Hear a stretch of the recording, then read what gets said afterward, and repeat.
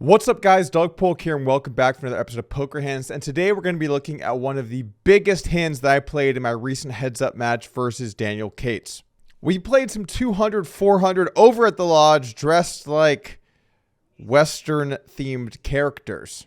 I'm not sure what it is, but when I think about Wild West poker, it probably didn't look like this. Regardless, when it comes to one-on-one high-stakes poker, well, this town ain't big enough for the both of us, so let's go ahead and jump into the action. I played him on acid, and I swear it was like one of the most ridiculous sessions of all time. That's not a sentence you hear very often. You played somebody on acid. There was a hand where I like 3-bet, and the flop was ace, jack, queen. I like check called the flop with 6 high. and then I bluffed, and then I was about to muck it, and then he like picks up my hand anyway. Our hand begins with Jungle looking down to the ace, jack, and diamonds. He decides to open it up. Certainly the standard play. You can maybe argue that you're going to have some limps on the button, but not in this kind of match. We're playing raise or fold only. You want to be raising about the top 85% of your hands or so. Now over to the big blind. I look down at the king 4 offsuit. Now this is the kind of hand maybe once in a blue moon you throw in a 3-bet to keep your opponent off guard, but typically speaking, you're going to want to just call, which is the decision I decided to make, and let's take a flop.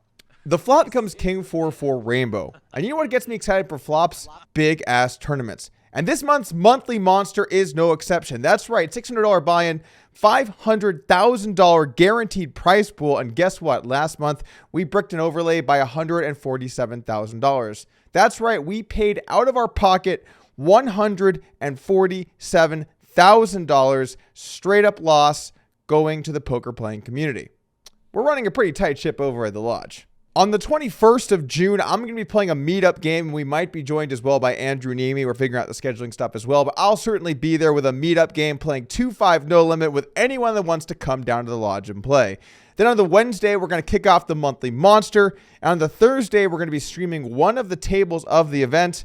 I have a feeling I'm probably going to be on the feature table. So if you are in the area, come on down to the lodge. It should be a great one. All right, let's go ahead and get back to the flop. Here's the hand. Totally. Flopped boat for Doug. He sees it and I'm about to muck. While we're knee deep in It's like, I need acid some more flop talk, poison right now.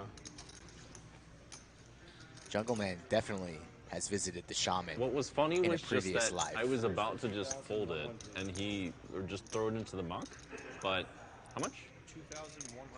How many players in the way chat he picked it have up. played poker on acid before? Is that common? The flop comes king 4-4 rainbow, and I check it over to Jungle. Now, for this hand, because it is heads up, unlimited hold'em, I am able to use my solver ranges to break down this more specifically. So we're going to be referencing back and forth with the solver to get an idea for what some of these ranges might look like. I check, and Jungle decides to bet $700 into $2,000, which is a totally fine size to use. You want to be using these small bet sizes on boards like king 4-4 because it's quite polar. Either I have a king or a 4 or I don't. And then also Jungle's going to have way more pairs pre-flop, so he has a class of hands that can get a bunch of value like ace queen or ace jack, or hands like nines. Those hands are going to be very strong versus a big blind call range pre-flop. If we look at this range here, we can see that it bets about 76% of the time using this size on the flop. Some people might round up and bet everything, but I do think having a check range on boards like this does make some sense. You're going to be checking some of your king X hands, something like 15% of the time or so. A lot of queen high hands like to check because when you bet queen high on boards like this, well, if they fold, you probably had them beat. And if they call, you're probably behind. So you can tell those hands don't really like to bet. And then of all the pairs you can have, queens like betting the least because they're the least vulnerable and have the least hands to get value from. And hands like deuces and deuces and fives tend to like betting the most because they are ahead of a check call range. And they are very scared of different runouts because, frankly, any hand has at least one, but probably two overcards to those holdings. Once Jungle bets, this is what my big blind ranges will look like facing this flop bet. Now, we can see that hands like queen high, jack high tend to fold. Anything that's a strong queen high or better is going to continue. And then we can see a bunch of hands that like raising. And it's some of the hands that you might kind of see. Hands like 6-5, 7-6, 7-5. Those are the best bluff hands. When you're playing versus people that are a little too passive, they're probably going to struggle to find good bluffs on this board. You do need to be raising some hands like 6-5 on this a lot. And I think a good rule of thumb for you guys trying to put more bluffs into your range is on paired flops, when you have the 2 overcards to the trips, that's usually going to be a pretty good bluff hand. So what does that mean? On king 4-4, it means a hand like 6-5 is going to typically like to raise quite often here. If you had a board like, I'm going to make one up, queen 7-7, 9-8 is going to like bluffing a lot there too. And the reason is pretty simple. First off, you're going to block more of the trip hands your opponent can have. And then also you're going to have a lot of playability on barreling turns. When you check raise 6-5, you're going to turn a straight draw on a deuce, 3, 7, 8. So a bunch of different cards where you can turn straight draws. It's going to give you some of your most efficient and best bluffs in terms of the card removal and what you block and unblock. And then also in your ability to have equity on later streets. With king of diamonds, 4 of spades here specifically, the solver tends to like betting, check raising around half the time or so. If we're going to use that 3x size versus a bet, we're going to have a bunch of different hands here that like check raising. But when you have a 4, you're typically going to want to raise it around half the time or so, depending on which 4. Another good rule of thumb, when you have 3 of a kind, post flop, when you're facing a bet, you need to sometimes be able to call with it, sometimes be able to raise with it. That way you have trips in both of those ranges and your opponent can't really exploit you. If you always trap it, they can give up more hands and not suffer against check raises.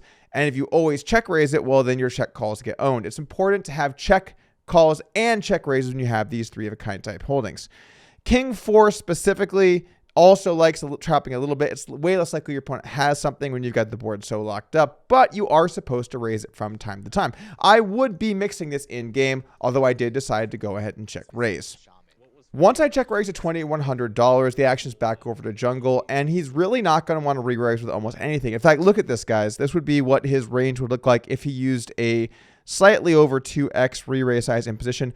Almost no hands re-raise. And when you get check raised in a polarized spot, you're probably not going to want to 3-bet them at all. You're going to want to be calling with your good hands, so you keep the bluffs in, calling with your bad hands, so you can wrap hands on future streets, and folding your really bad hands. I guess I should say calling with your middle hands.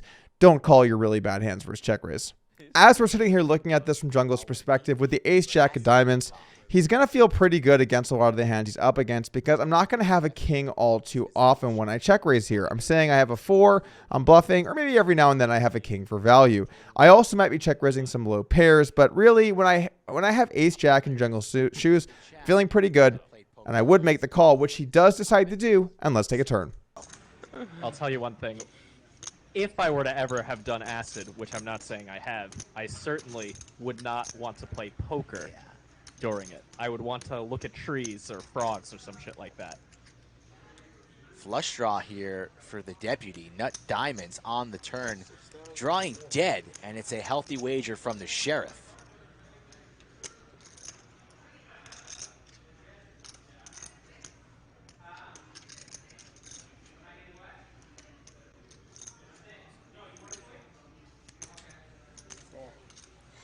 Makes the call. 19K in the middle. The turn comes in 8, creating a backdoor flush draw, and I decided to bet the full size of the pot. I actually overbet by $200 here, but I'm not trying to overbet. I'm just miscalculating because I'm a fish looking at chips. While this would be the right bet size on a board that's something like king 4 deuce 8, on king 4 4 8, it's actually better to use a 1/3 pot size if you're going to only use one size. This was actually a mistake that I made in game. I was going to bet all of my range at once to bet for full size pot, because I thought that on these brick turns, you're going to want to use that size. While that's true on boards that aren't paired, on paired flops, typically you like the smaller bet size. So, bit of a mistake here for me, and I decided to bet the full amount of the pot. When I bet just about pot in the turn, this is what my bet range will look like. So we can see some hands in here for value. King 4, once again, betting half the time, checking half the time. Ace 4, if you did raise the flop, really likes to barrel the turn.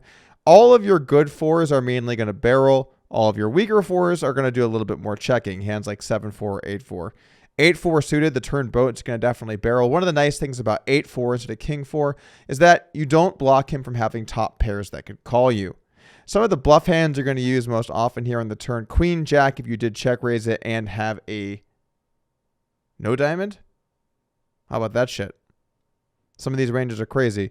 7-6, 7-5, 6-5, all going to be barreling. Now, if we put the squares proportional to weight, you can see you don't really have many Queen Jacks. So it's a bit misleading to say that you're going to be barreling those quite often. But these 7-6, 6-5, 7-5 hands are going to be your core bluffs. And then we're betting a lot of our good 4s and checking more of our weak ones. After we fire 6400 over to jungle with the ace jack of diamonds, pretty clear cut spot. He now has the nut flush draw, definitely going to have to call one more. It's kind of unlikely he's up against a boat or quads, very few combos of either of those things, and also the king 4 specifically. It's going to trap the turn a lot. And then I also don't have the 8-4 offsuit preflop. So when you are in this spot in jungle trees with the nut flush draw, once again, you have a lot of equity versus all of the value range that doesn't have a boat. And then you also are ahead of all of the bluffs. Definitely a spot you're going to want to call with. Also, when I looked at the simulation here, once again, no raises in these polarized spots in position. You get to just play call or fold. Jungle makes the correct call, and let's take a river. Chat's rooting for a diamond. Will it come? It will. 2 of diamonds. And what are we going to have here? Flopped boat. River nut flush. We've seen Doug set the trap earlier. But he's going to lead at this river, and what will be the sizing? No longer talking about rainbows and butterflies. We are thinking about making those dollar bills. And I don't think Jungle's going to be raising. I think he's just going to snap it off.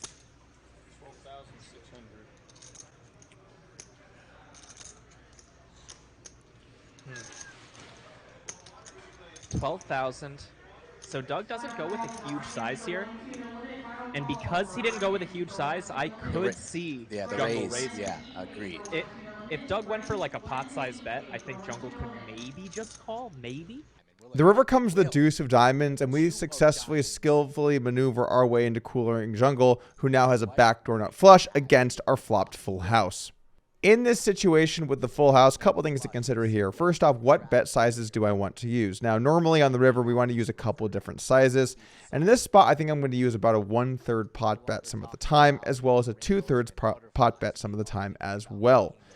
In this situation with the king 4, I think I like a healthy mix of sometimes using 2/3 and sometimes using 1/3.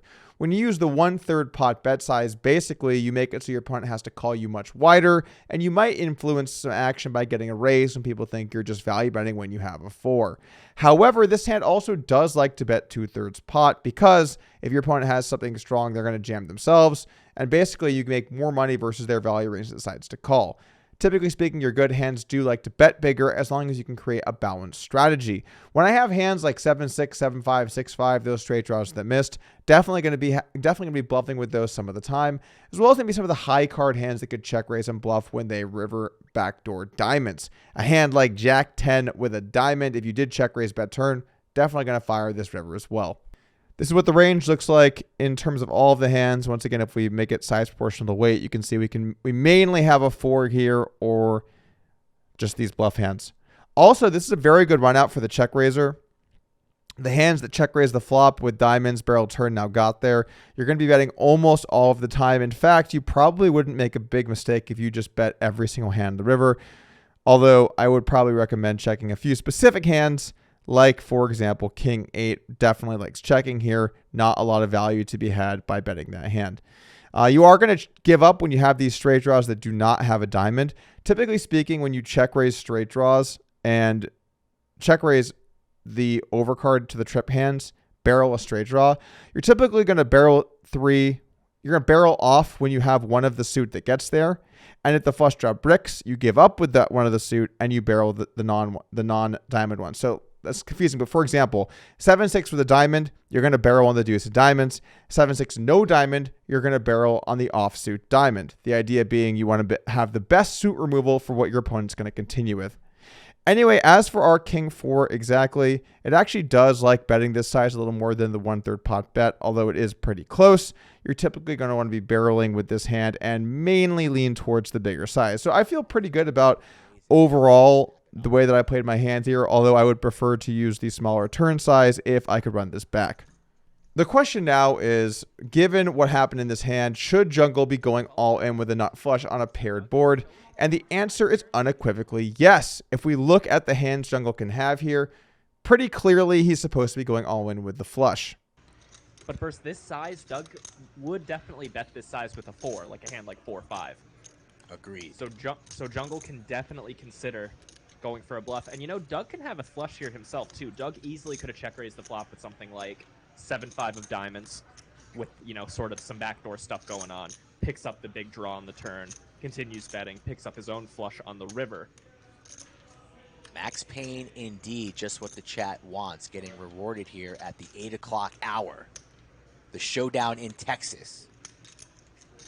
Make sure you're a subscriber to the channel for all hands like these, past, present, or future, all in the archives on the Lodge Live.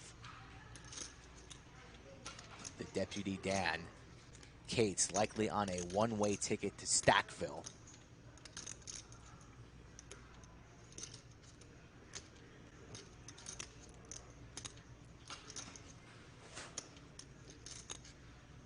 The 310 to Stackville. In the tank here, thinking about what to do, eyeing up his stack. Has about 50K plus behind.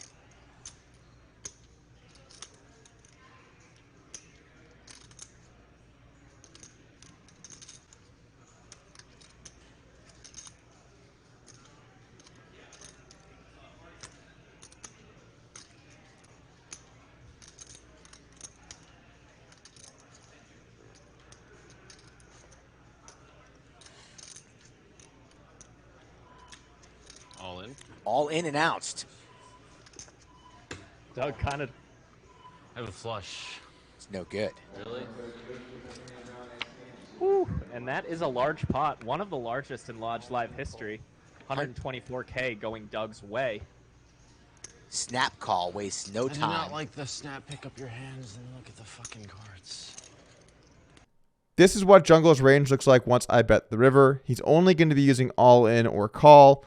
Ace Jack is going to be a full all in all the time. Interesting, it actually doesn't like jamming with some of the lower nut flushes like Ace 3 or Ace 5 of diamonds.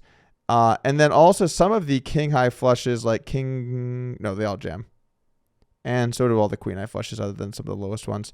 It doesn't like jamming when you have the very low kicker, which is kind of an interesting concept there to me as well.